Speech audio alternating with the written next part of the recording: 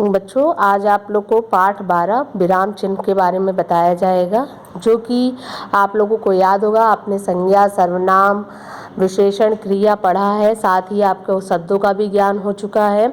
शब्दों के ज्ञान होने के बाद ही आपने ये संज्ञा, सर्वनाम, क्रिया, विशेषण जाना था और वाक्य बनाना फिर सीखा था। लेकिन वाक्य बनाने के साथ साथ आपको विराम चिन्हों का भी ज्ञान होना अति आवश्यक है। यदि आपके पास विराम चिन्ह का ज्ञान नहीं होगा तो आप अपने वाक्य को कितना भी सही लिखोगे, सही शब्दों का कितना भी प्रयोग करोगे, यदि आपने विराम चिन्ह गलत लगाया है तो उस जो भी आपने लिखा है उस चीज़ों का अर्थ का अनर्थ भी हो सकता है या उस बात का कोई मतलब नहीं निकलेगा। इसलिए इस पाठ को बहुत अच्छे से समझिए कि आपको किन चिन्हों का प्रयोग किस जगह पर कैसे करना है। ठीक है। विराम का मतलब अपने आप में समझ लीजिए। विराम का मतलब होता है रुकना, रोक या फिर विश्राम लेना, और चिन्ह का मतलब होता है निशान लगाना। ठीक है। इंग्लिश में से कहते हैं पंक्चुएशन। आपने इंग्लिश के भी ग्रामर में इस पाठ को पढ़ा होगा। फिलहाल अभी आप हिंदी में जान लीजिए कि हिंदी में आपको विराम चिन्ह का प्रयोग कैसे करना है। विराम का अर्थ है रुकना या विश्राम लेना।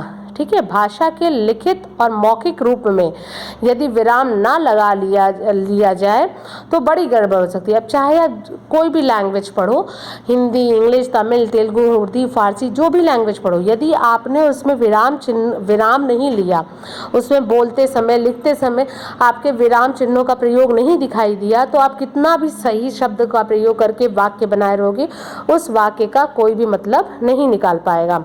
तो वही यहाँ लिखा है कि बहुत बड़ी गड़बड़ हो सकती है। उदाहरण में देख लो। जैसे उदाहरण क्या है, रोको मत जाने दो।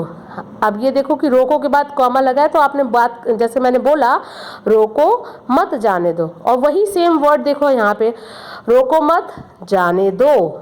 यहाँ बात डिफरेंस आ गई, दोनों में डिफरेंस आपको दिख रहा होगा। रोको मत जाने दो और यहाँ रोको मत जाने दो। यहाँ ऐसा लग रहा है कि बॉस जो है अपने प्यून से कहता है कि उसको रोको मत जाने दो। ठीक है। जबकि यहाँ पे कह रहा है कि बॉस जो है अपने गार्ड को बोल रहा है रोको उसे, मतलब वो कहना चाह रहा है कि उसको रोको, उसे जाने मत दो।